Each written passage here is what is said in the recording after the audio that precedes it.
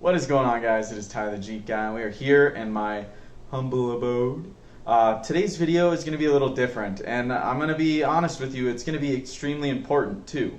The things I'm going to talk about, while a little controversial, I think is things that are going to benefit the four-wheel drive community as a whole. Not just Jeeps, not just Toyotas, but the UTVers, the ATVers as well. It's important that we keep ourselves educated on where we're going four-wheeling and how we're going four-wheeling. It's a lot more important than you think. So in this video, I'm going to be providing examples, some of them including mistakes I've made and that I've been able to learn from, and I want to pass that information on to you.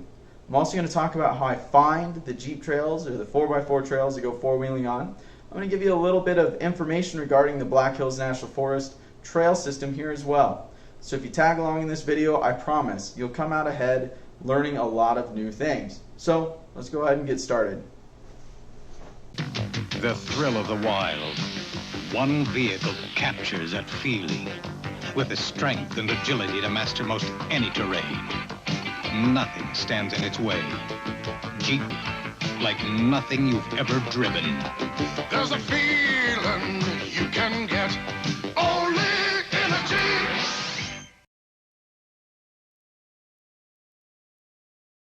Alright, so the first conversation we're going to have is kind of like the talk in the off-road community. It's about treading lightly.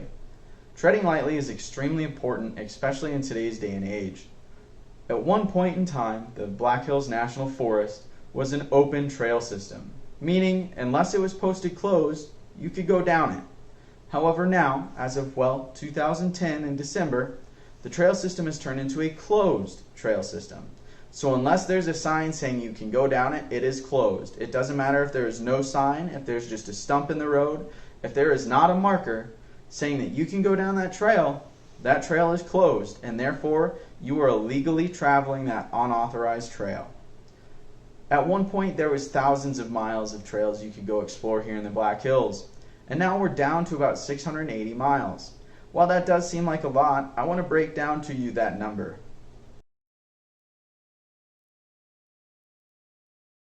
So out of that 680 miles, 150 miles of that is going to be 4x4 trails. These 4x4 trails include Jeeps, Toyotas, just full-size vehicles. And now I want to break down that I'd say almost 3/4 of those trails are pretty much just two-track. You know, there's going to be some ruts and puddles here and there, but it's not going to be an overall challenge. And for the most part, 4-high can get you through these, as well as, you know, a bit more ground clearance. Now, that little 1/4, that little tiny sliver of that, there are going to be rock crawling routes. And the reason the locals here are so protective of those rock crawling routes is because every year we lose more and more of those trails. And before too long, we're not going to have any more trails to get out on. So I don't think you can blame us for being a little bit protective. Now the next figure in this 680 miles of trails is going to be 62 inches or less. Or, well, UTV trails. They have 390 miles of trails here in the Black Hills National Forest Service. 50 miles actually just got it added on here in, I believe, 2020 for the UTVs as well. And I want to break down that 62 inches or less as well. Nowadays on the market, UTVs are about 64 inches to 72 inches. And to put in perspective, my Jeep Cherokee is 71 inches wide on 33-inch tires, and that's a 33 by 1050. So, getting out and exploring, if you find yourself on a UTV trail, you got to make sure you know your width. And the Forest Service, they've decided that the width is measured from the widest point of the vehicle. In most cases, your mirrors. So if you find yourself just too wide by a couple inches, make sure you fold your mirrors in, and you'll fit. Now, once again, there's 2,150 non-motorized trails in the hills. And when I say that, those are trails that have been shut down. 2,150 miles worth of trails that we are not allowed to go on. All in all, including hiking trails, 4x4 trails, horseback trails, single track, and UTV, there's 2,450. So those are trails accessible for everyone. So when you take a look at these numbers, we're out of that 2,450 trails for everybody and their mother to use. The 4x4 community or the full-size community only has 150 miles worth of trails to use, once again, you can see why we're so conservative on sharing where we go four-wheeling out here.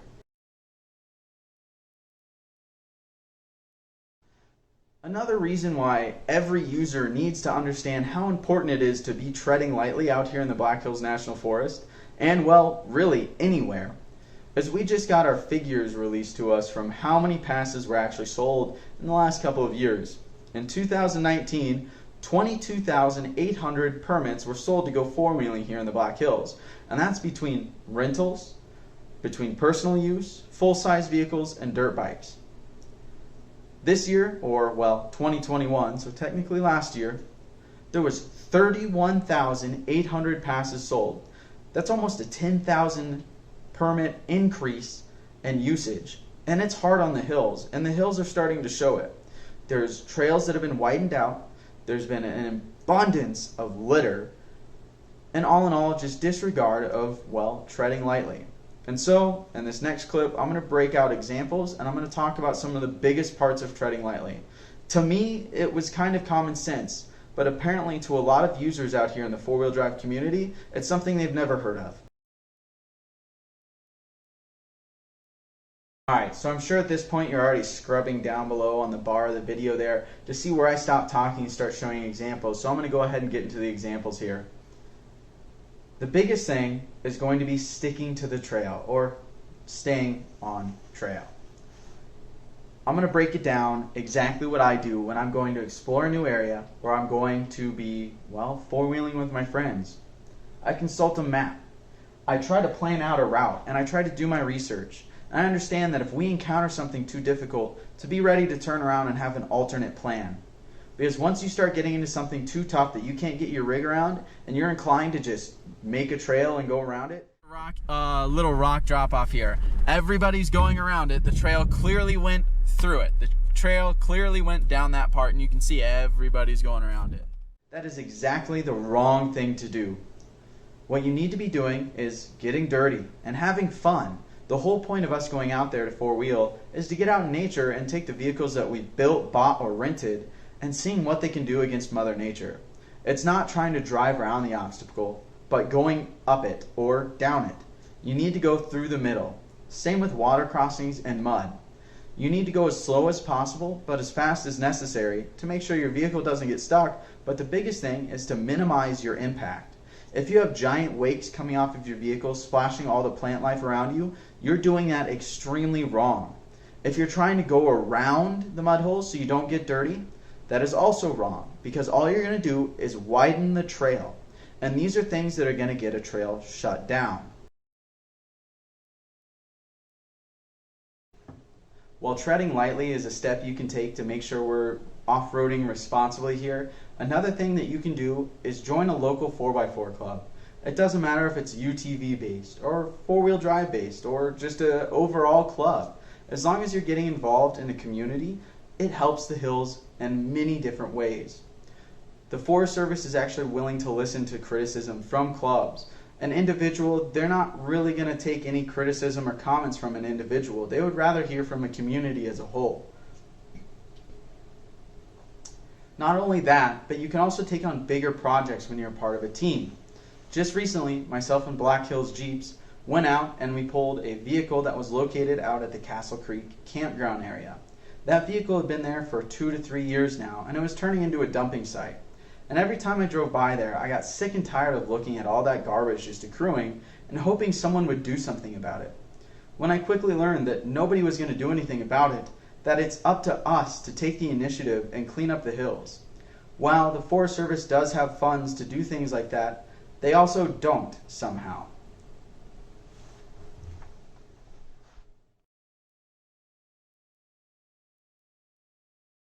Make sure you know the map in the area you're going to be in.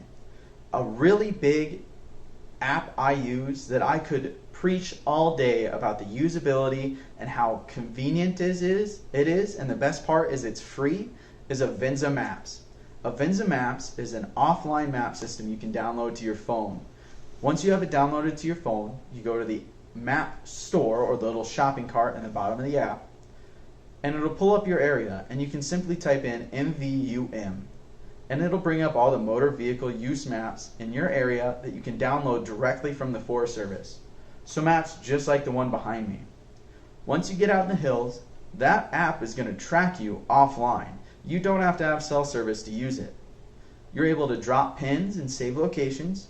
You can track where you're going. That way, if you do have to turn around, you know how to get back to the road. You can also create your own routes, which is something I do heavily. The Forest Service also wants you to carry a hard copy of the maps with you. And actually, if you get caught, they will give you a ticket. But don't worry. Last year, they only issued one ticket, and it was for a vehicle being too large going down the trail. So this little area here includes a lot of great examples of what you'll find on your map. You have main roads here, such as 385.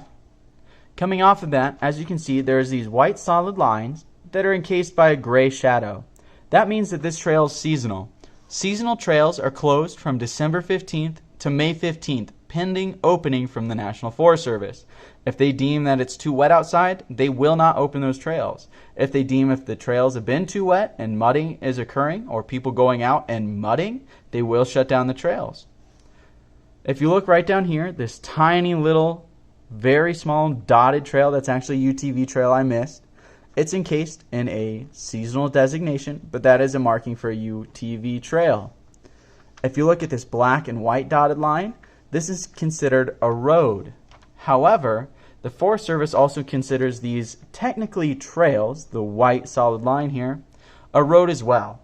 So, if too much damage is done to one of these trails or roads, they will grade that road back into, well, a gravel road, making it really no fun at all.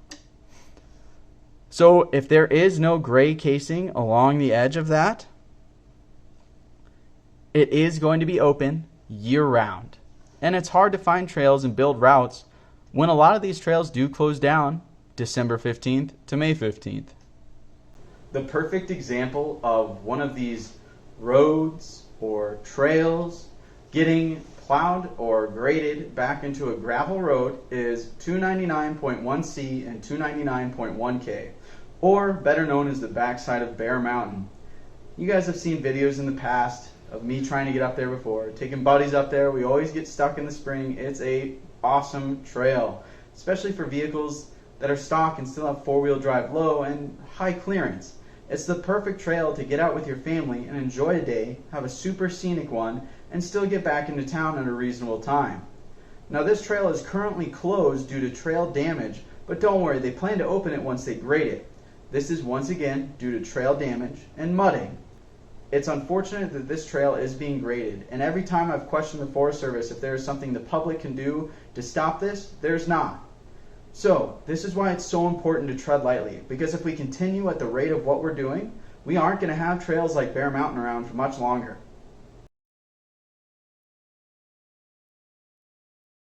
Alright, so, you know the rights and wrongs of four-wheeling. You've got your rental set up, or you just bought this really cool Jeep, or you just got done building your Jeep, or you're new to the area. But you know you have a capable rig, you know the rights and wrongs of four-wheeling, and you're ready to get out. And you might think, I'm ready to go. But there's a couple things you need to get before you get out there and start exploring. First off, the Black Hills National Forest does require an annual trail permit if you're local, or you can get a 7-day, you can get different special use permits. But you will need to pick up one of these. You can find them at the National Forest Service office, which currently is closed due to current events. You can find it at our visitor center here in Rapid City. Visitor center, not sitter. You can find it online, and even some local gas stations carry these. Now you will need to pick one of these up before you get out there. The next thing you'll need is to get hard copies of our trail maps here. Like I said earlier, if you don't have a copy of this, that can risk you getting a ticket. Then I always make sure I download Avenza Maps.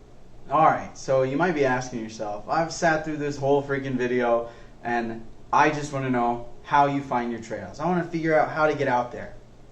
Well, I hope you don't think I was going to give away the whole cookie.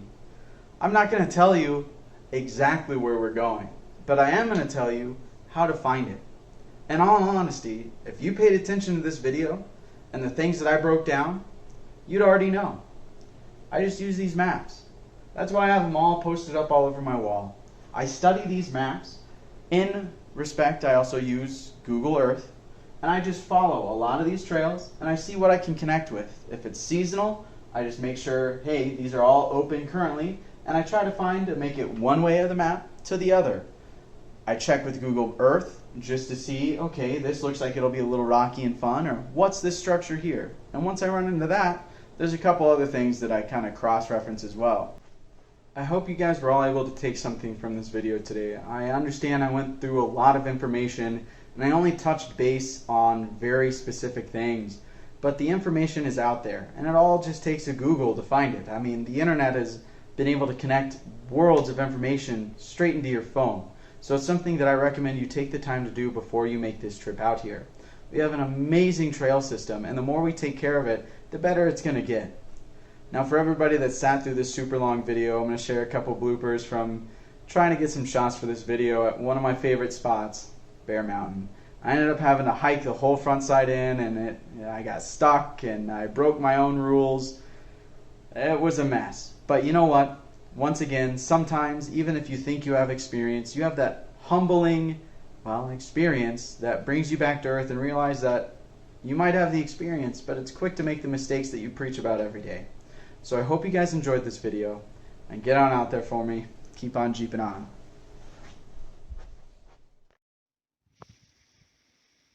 I broke the #1 rule of off-roading. Don't go alone. I'm alone!